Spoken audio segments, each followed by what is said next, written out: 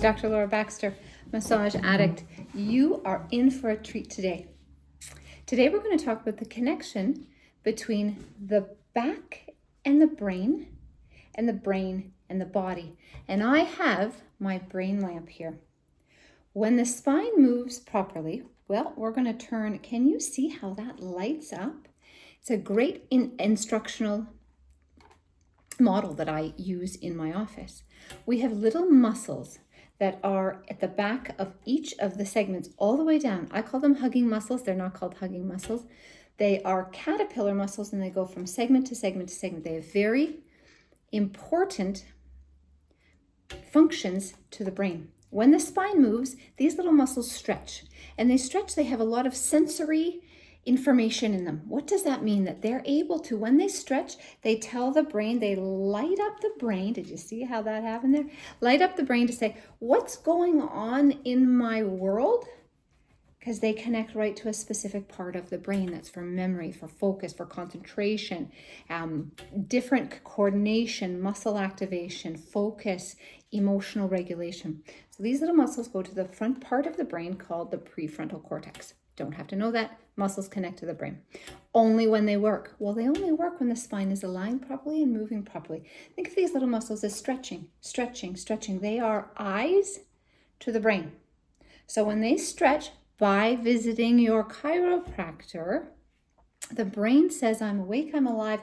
Let me get information, because it's always scanning about what's going on in my world and what's going on from the body up, to then protect in movement, protect that segment of the body, but protect the whole body. If I'm going down to do something with my toes, my brain has to know, how do I do that? What muscles do I have to activate so this person, risk of injury is low and performance in life is high?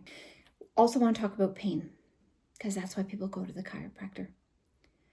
Pain is sensed when the body says, I can handle no more.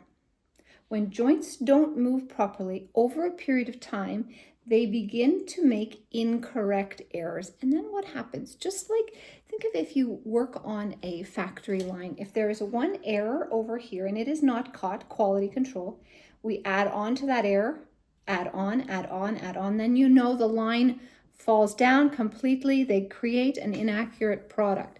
Same in the body, but we may not know that the body is, the spine is not moving a little bit here. Well, we have to compensate over here. That's one inaccurate movement, and you cannot perceive these. One inaccurate movement, one inaccurate recruitment of a muscle that's not needed, that now fatigues very fast. So over years of time, we can create a system that, yes, I am moving through time and space, but threshold has been met. So these pain perceptors then say, I can handle no more. So research shows us that we can actually train the brain out of pain. When the spine moves, again, my brain lights up to say, I can move safely in time and in space. So science has shown that we can, when we adjust the spine through chiropractic, reduced pain perception. So we have to think, is my body getting accurate information about pain, or is it overreacting to a pain stimulus? Improved motion and coordination, less stress, less tension, and faster reaction times. If we're falling, we have to be able to catch ourselves, or if we're running, we need to know which muscles to move, but also brace at the same time. So we talked a lot today about protection of movement, correction of movement, and understanding what my body is doing in space, all relating to my brain lamp here. So let's summarize again. When the spine moves, the brain is lit up.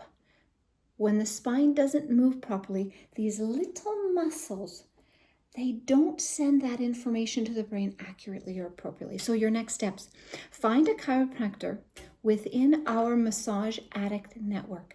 They will do a full and complete consultation, history, plan of management and treatment, always involving you in your goals, using science, as I just did, using clinical relevance, using their best skill set, but also involving you in the process. I wish you a wonderful day.